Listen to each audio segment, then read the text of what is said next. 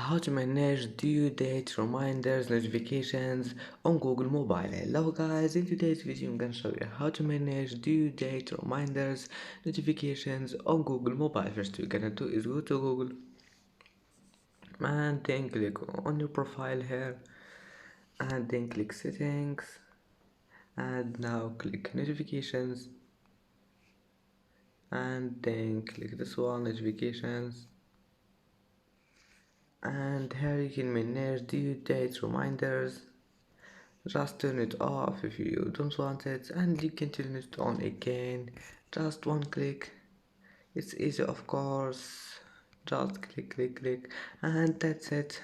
That's how to manage due date reminders on Google Mobile, and that's it for today's video. If you like this video, please don't forget like and subscribe, and see you in the next video.